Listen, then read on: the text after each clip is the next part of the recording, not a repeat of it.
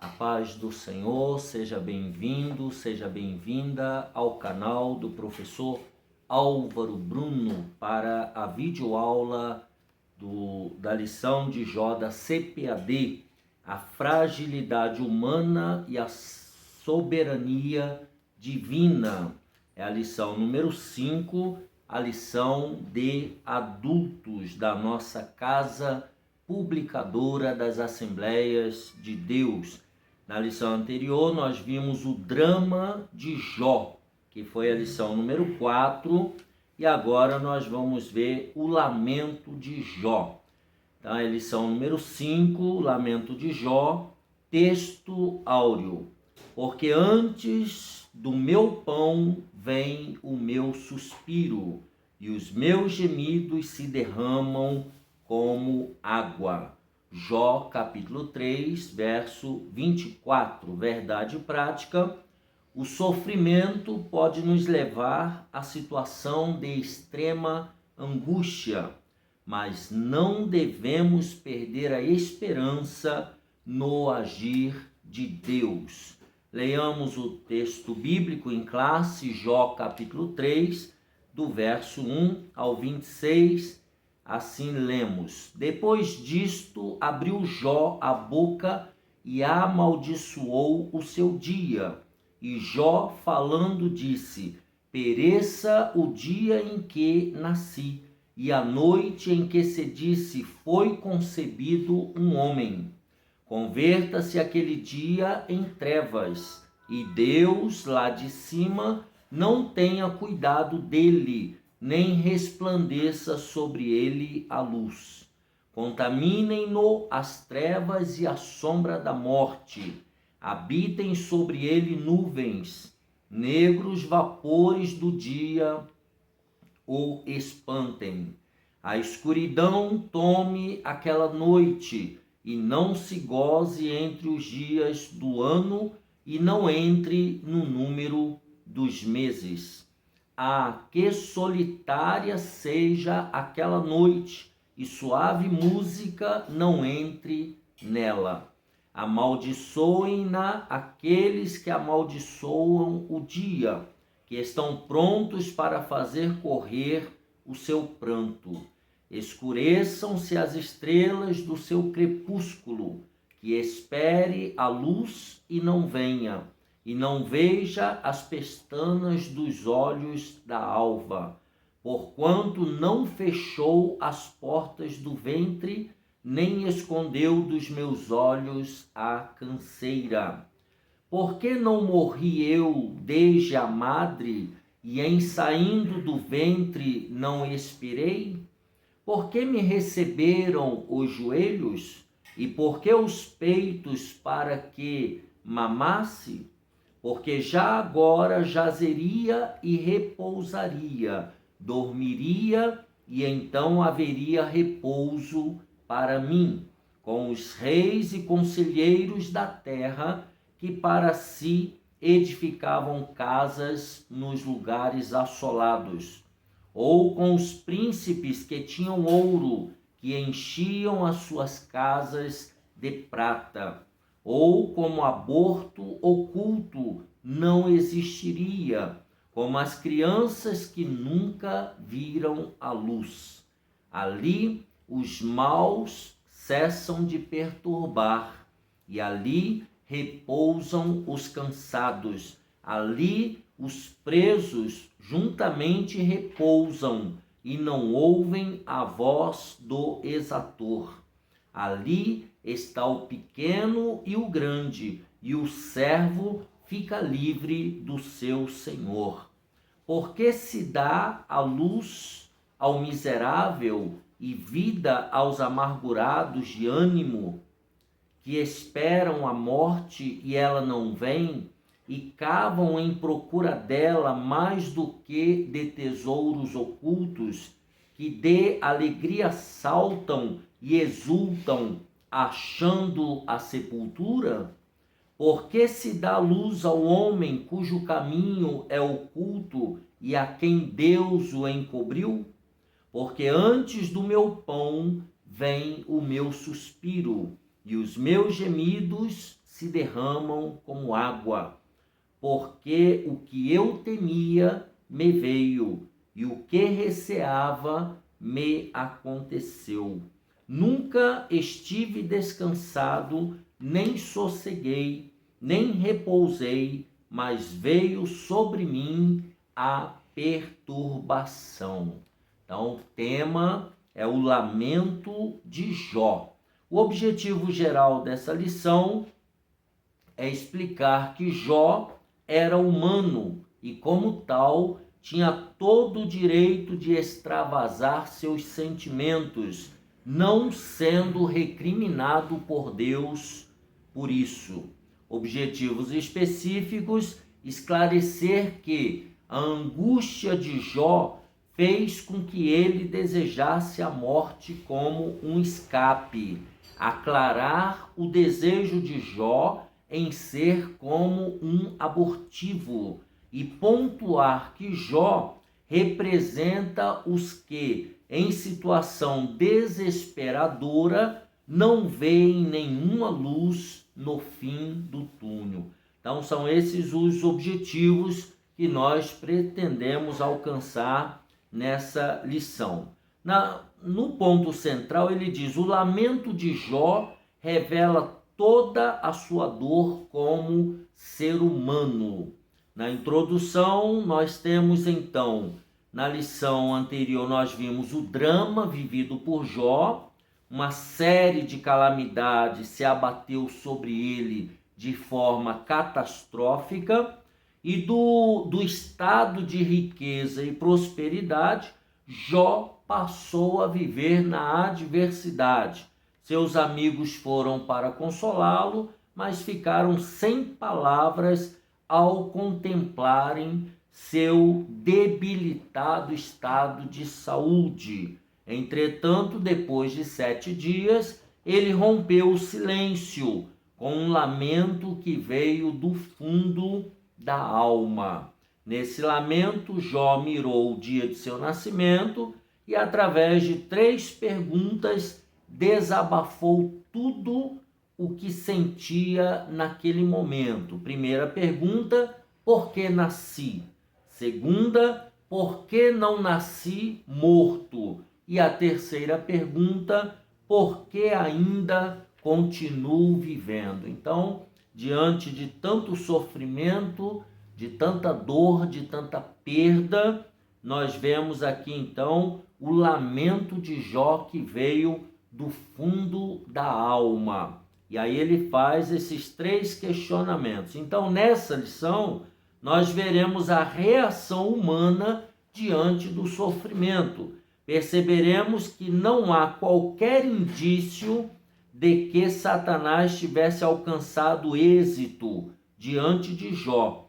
Na perspectiva do patriarca, na perspectiva de Jó, se Deus era a causa de sua vida, deveria também ser a causa de sua morte, pois se dele vinha o bem, também deveria vir o mal. Então nós observamos até aqui que Jó ele não tem como nós o conhecimento de que ele estava passando por um processo que fora gerado lá no céu entre Deus e o diabo, né? Até aqui ele não tem essa noção. Na cabeça dele, o bem vem de Deus e o mal também viria de Deus sobre ele. Então, o primeiro lamento de Jó: por que nasci? Né? Que é o subtópico número 1. A dor de Jó era profunda e somente a poesia podia expressar toda a carga emocional vivida por ele. Nesse poema, os 10 primeiros versículos ou versos do capítulo 3 são a respeito do primeiro questionamento de Jó: por que nasci? Esse questionamento sai do íntimo de Jó, assim como ocorre com a alma do salmista, lá no Salmo 130. Se você puder abrir a sua Bíblia de Estudo Pentecostal, a melhor Bíblia de Estudo do Brasil, da CPAD, ele diz assim, Salmo 130, verso 1: das profundezas a ti clamo, ó Senhor. Então, a única maneira de fazer isso é através da poesia, né? Da mesma forma, o profeta Jeremias expôs os sentimentos diante de seus conflitos. Vejamos aí Jeremias capítulo 20, também a título de ilustração, para nós podermos meditarmos sobre essa forma poética em que esses homens de Deus se expressam. Jeremias capítulo 20, do 14 ao 18. Jeremias, diante de tanto sofrimento, ele diz: maldito o dia em que nasci, o dia em que minha mãe me deu à luz, não seja bendito. Maldito o homem que deu as novas a meu pai, dizendo: nasceu-te um filho, alegrando-o com isso grandemente. E seja esse homem como as cidades que o Senhor destruiu, sem que se arrependesse, e ouça ele clamor pela manhã, e ao tempo do meio-dia um alarido. Por que não me matou desde a madre? Ou minha mãe não foi minha sepultura? Ou não ficou grávida perpetuamente? Por que saí da madre para ver trabalho e tristeza, e para que se consumam, Deus me ajude, me perdoe, que se consumam os meus dias na confusão? Então veja que essa forma poética é a única maneira desse salmista, desse Jeremias, desse profeta e do próprio Jó, de expressar essa dor que vai na alma. Isso nos faz lembrar os escritores românticos, né? Que escreviam poesias, poemas, sonetos, né? Tudo expressando esse eu lírico, colocando essas dores subjetivas, essas dores da alma em forma poética. Então é o que Jó também faz, né? Faz esse questionamento, trazendo lá do seu íntimo toda essa carga emocional. A segunda, que segundo o subtópico, ele diz que em lugar da memória viesse o esquecimento, em vez de se lembrar, que houvesse esquecimento. Neste momento de dor, Jó não amaldiçoou a Deus, como Satanás previra. Em vez disso, amaldiçoou o dia do seu nascimento. Veja que em nenhum momento Jó culpa a Deus. No lugar de ser ocasião de grande celebração pelo dia do nascimento de criança, Jó amaldiçoou esse dia por ocasião do grande sofrimento e decepção. Para o homem de Uz, esse dia teria de ser apagado da memória. Não é assim que muitas vezes eu e você nos sentimos? Um dia em que tudo foi mal e temos desejo de nunca mais lembrá-lo. Então aqui é Jó querendo esquecer esse dia, né? Depois, o subtópico 3, ele diz que em vez da ordem viesse o caos, em vez da organização, né, viesse então toda essa mancha, toda essa destruição. Mencionamos o desejo de Jó para que o dia de seu nascimento não tivesse entrado no calendário, e que dessa forma, tanto esse dia como essa noite jamais tivessem existido. No lugar da luz que raiou por ocasião do nascimento dele e que revelou todo o seu sofrimento, o patriarca desejou que as trevas dominassem. E por quê? Por que ele desejou isso? Porque em vez da paz veio a dor, em vez da ordem veio o caos. Desse raciocínio, Jó então menciona a imagem do Leviatã, este famoso e assombroso animal marinho, simbolizava o caos. O homem de Uz recorre a essa imagem para ilustrar o momento tenebroso que estava vivendo. A lógica é simples. Se Deus não tivesse feito aquele dia, ele não teria sido concebido e, portanto, não passaria por tudo isso. Nesse sentido, o Novo Testamento revela como nosso Senhor é misericordioso e nos trata com amor e ternura nos momentos de tribulação e angústia, pois aos pés da cruz é o melhor lugar para derramar a nossa alma. Então veja que ele aqui, desconhecendo toda a trama pela qual ele estava passando, então ele raciocina que se não tivesse havido aquele dia, hoje ele não estaria nesse sofrimento. Mas segundo o Novo Testamento, nós podemos, assim como lá em João 11:32, vejamos aí João 11:32, olha o que diz o texto. Nós podemos nos derramar aos pés de Cristo. Tendo, pois, Maria chegado aonde Jesus estava e vendo-o, lançou-se aos seus pés, dizendo-lhe: Senhor, se tu estivesses aqui, meu irmão não teria morrido. Versículo 33, Jesus, pois, quando a viu chorar, e também chorando, os judeus que com ela vinham, moveu-se muito em espírito e perturbou-se. Então, o melhor lugar para nós derramarmos nossas angústias e lamúrias é aos pés de Cristo, aos pés de Jesus. Então, aqui nós temos o primeiro lamento de Jó. A síntese, o primeiro lamento de Jó revela seu desejo de esquecer o dia em que nasceu. Segundo o lamento de Jó, tópico número 2, por que não nasci morto? Vai do versículo 11 ao 19 do capítulo 3.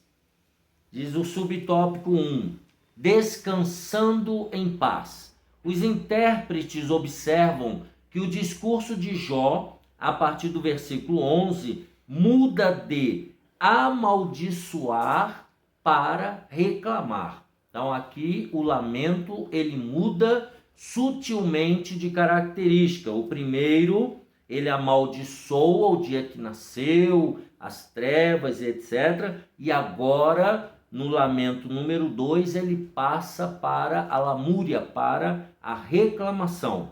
A partir desse versículo, Jó passa a reclamar por não ter nascido morto. Para ele, nascer morto teria sido melhor do que existir naquelas condições, naquele sofrimento que ele estava atravessando. Era a melhor maneira de não passar por toda aquela tribulação. Essas palavras de Jó revelam uma coisa: ele queria descanso de todo o seu sofrimento.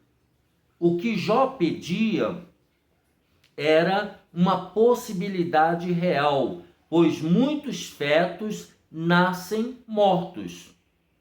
Para ele, a morte era uma forma de descansar em paz. Então, essa reclamação, por que ele não nasceu morto?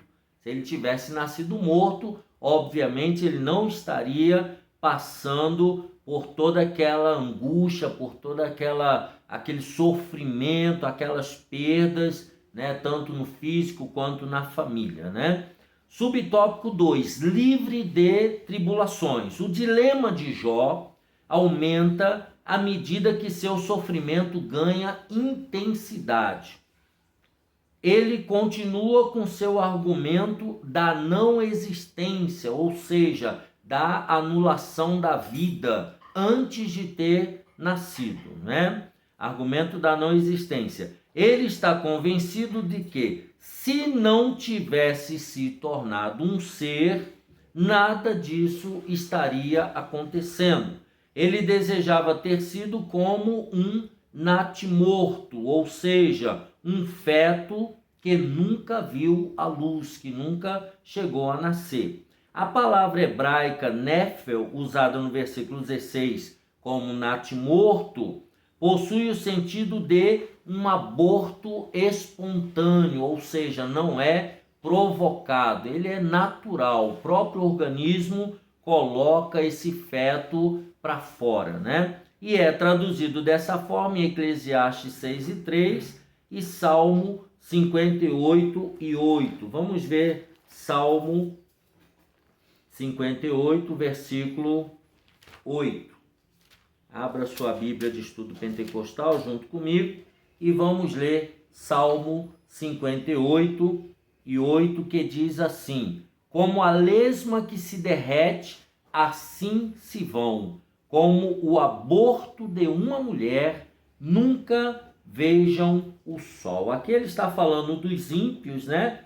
Que Deus castigará os ímpios e salvará os justos. Então, Davi aqui ele está mencionando como deveriam ser os ímpios, né? O castigo dos ímpios, comparando com um natimorto, né? Aqui em nenhum momento Jó faz uma apologia ao aborto, mas usa-o no sentido metafórico de descanso do sofrimento. Nós já falamos das figuras de linguagem, né? Lição número 2 e número 3, ali nós tratamos sobre as linguagens metafóricas, né? As linguagens figuradas, para poder entender o texto poético, para poder entender a subjetividade dos sentimentos humanos, esse eu lírico, esse eu interior que o autor tenta colocar para fora através de palavras, né? No lugar de ter sido abortado, ele nasceu e foi lançado no mundo da tribulação. Portanto, o raciocínio é claro: para os que morreram, cessaram as angústias e tribulações da vida presente. Então, aqui, quando ele fala do aborto, né, do natimorto, daquele que nasceu, entre aspas, né, nasceu abortado, ou seja, nem nasceu, então essa pessoa não teria sofrimentos como os que ele estava vivendo. Vamos ao subtópico número 3, uma realidade para o cristão. O Novo Testamento nos ensina que enquanto estivermos neste mundo, estaremos sujeitos à dor, ao luto, ao sofrimento. Vamos ver isso em Filipenses capítulo 4. Eu vou ler agora na Bíblia da Sociedade Bíblica do Brasil, a Bíblia na nova linguagem de hoje, Filipenses capítulo 4, que ela já vem numa linguagem bem já rápida e objetiva e traduzida. Filipenses 4:11 e 12, que diz assim: não estou dizendo isso por me sentir abandonado, pois aprendi a estar satisfeito com o que tenho. Sei o que é estar necessitado e sei também o que é ter mais do que é preciso. Aprendi o segredo de me sentir contente em todo lugar e em qualquer situação, quer esteja alimentado ou com fome, quer tenha muito ou tenha pouco. Então veja que no Novo Testamento nós somos colocados diante desta perspectiva de que neste mundo estaremos sujeitos à dor, ao luto e ao sofrimento, e devemos aprender a nos contentar com toda e qualquer situação, e isto só é possível com a ajuda do Espírito Santo. No versículo 13, que é muito conhecido, mas eu vou ler na linguagem de hoje, ele diz: com a força que Cristo me dá, posso enfrentar qualquer situação. que é o que eu acabei de falar. Com a ajuda do Espírito Santo, nós podemos enfrentar qualquer situação. Na linguagem Almeida Corrigida, posso todas as coisas naquele que me fortalece, que é a linguagem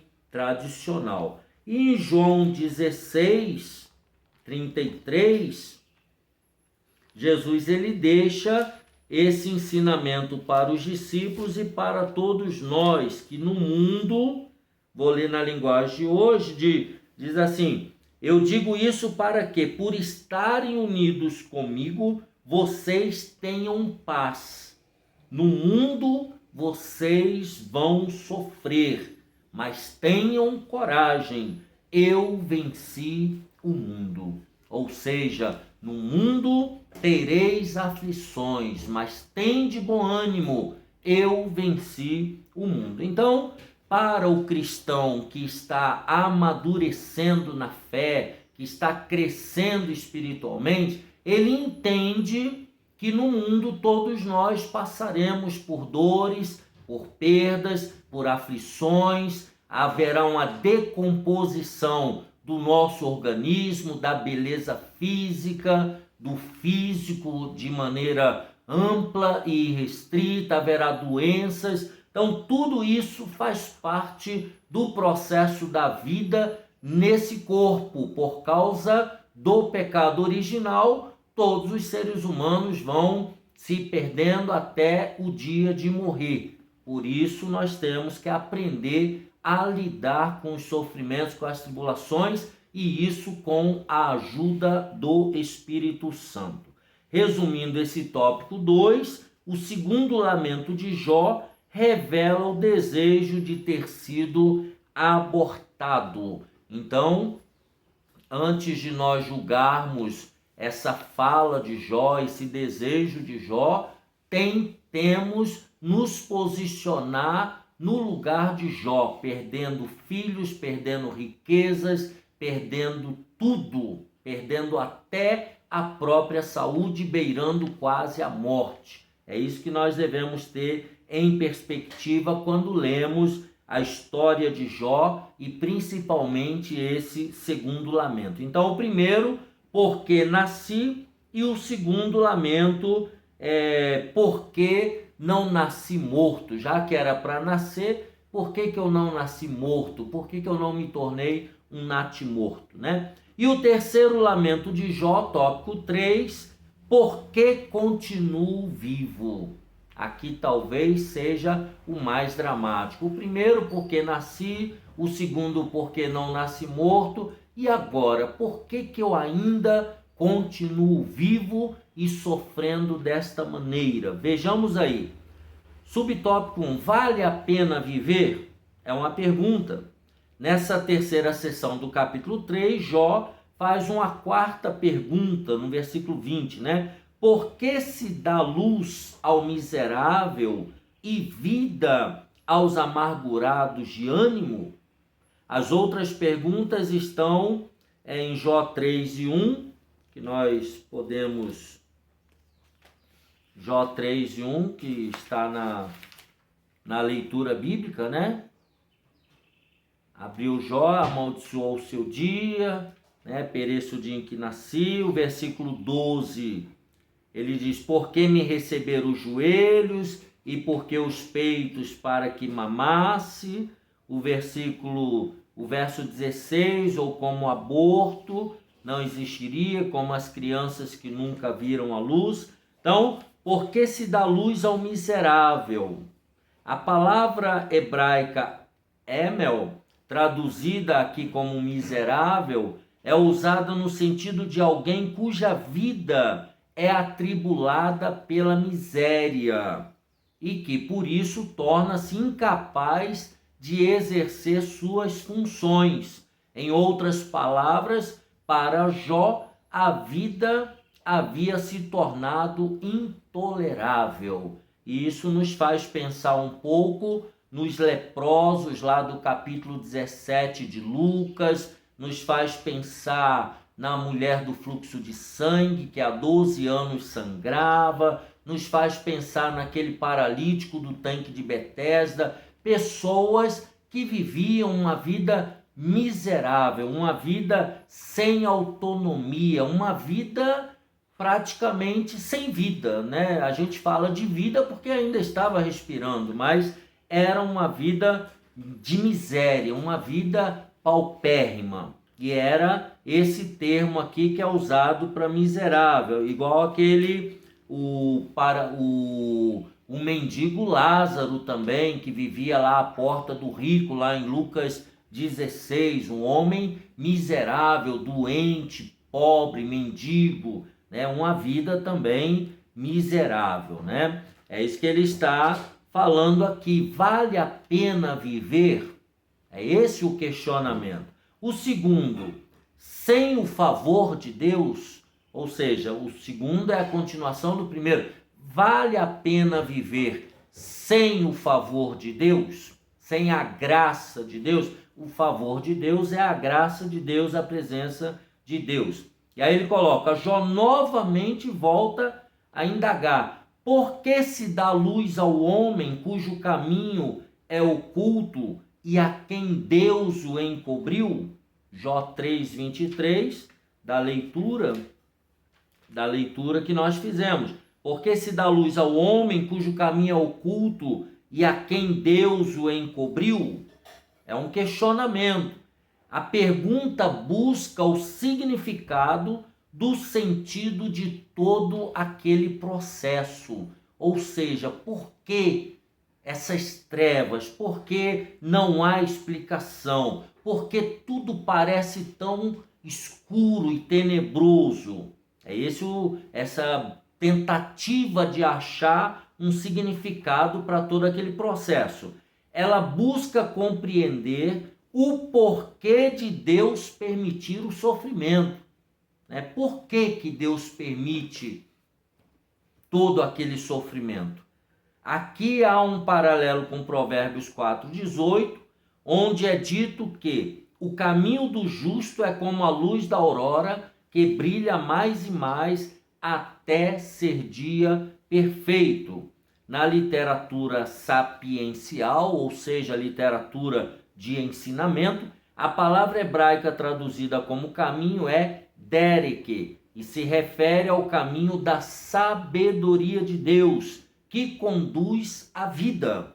Para o patriarca, esse fato havia se tornado um paradoxo, ou seja, as ideias estavam ali conflitantes, estava acontecendo uma coisa quando deveria acontecer outra, pois ele não sabia por que Deus escolheu para ele o caminho do sofrimento.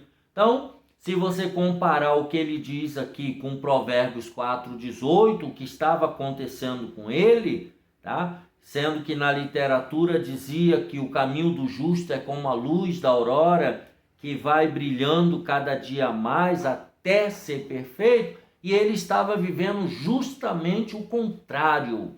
Ele era justo, ele vivia uma vida correta diante de Deus e a sua vida estava em completa decadência. Então esse paradoxo na mente de Jó era um conflito existencial quase imensurável e inexplicável, né? Então isso é muito importante. Como vale a pena viver então sem o favor de Deus? Esse é o terceiro lamento. E o subtópico número 3, para terminar, um caminho de sabedoria e maturidade. Muitas vezes sentimos-nos iguais a Jó, desorientados, passando por uma via dolorosa de sofrimento. E como ele, não imaginamos nem compreendemos que Deus está agindo. É preciso, porém, olhar para o alto, onde Cristo vive. Nele podemos manter o equilíbrio e a confiança durante a tormenta, e assim trilhar um caminho de sabedoria e maturidade. Colossenses capítulo 3, do versículo 1 ao 4, ele diz assim: Portanto, se já ressuscitastes com Cristo, buscai as coisas que são de cima, onde Cristo está assentado à destra de Deus. Pensai nas coisas que são de cima e não nas que são da terra, porque já estáis mortos e a vossa vida está escondida com Cristo em Deus. Quando Cristo, que é a nossa vida, se manifestar, então também vós vos manifestareis com ele em glória.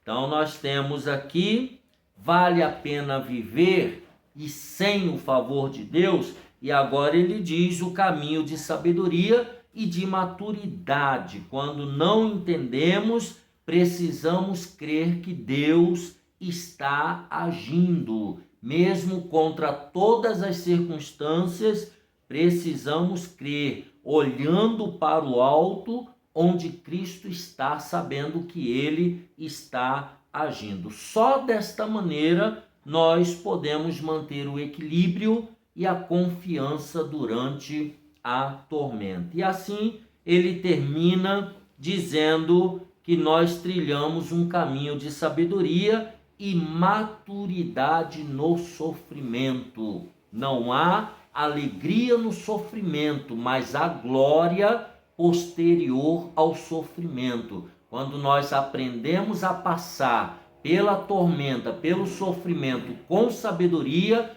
nós com certeza amadurecemos, assim como Jó e com todos os homens da Bíblia. Então, resumindo esse tópico, o terceiro lamento de Jó revela a desistência da vida por causa do sofrimento. Conforme já falamos, Jó, ele lamentou, ele lastimou, mas ele em nenhum momento pensou, ou pediu suicídio ou qualquer coisa do tipo, tá? Tomemos muito cuidado com isso. Conclusão. Nesta lição vimos o dilema de Jó, desconhecendo a razão das adversidades que se abateram sobre ele. O patriarca não negou a Deus nem o amaldiçoou, então ele não culpou a Deus em nenhum momento, todavia ele expôs toda a sua humanidade, de forma que o leitor que apenas o contempla, sem contudo participar de seu drama, tem dificuldade de entender seu lamento, principalmente quando ele se dirige a Deus. É o lamento de um corpo ferido e de uma alma que, mesmo amando a Deus, se derrama angustiada. Então, só quem sofre, só quem passa pela dor da perda, pela dor da morte, pela dor da perdição e todas essas angústias é que pode expressar o seu drama. E nós aprendemos com Jó que isso não nos impede de sermos seres humanos normais, de expressar a Deus toda a nossa humanidade. Que Deus te abençoe e te guarde. Essa foi a lição número 5, o lamento de Jó, da revista de adultos da nossa CPAD. Deus te abençoe e te guarde. Até a próxima aula, se Deus assim permitir, a lição de número 6. Deixa aqui embaixo o seu gostei, um abraço apertado e até a próxima, se Deus quiser.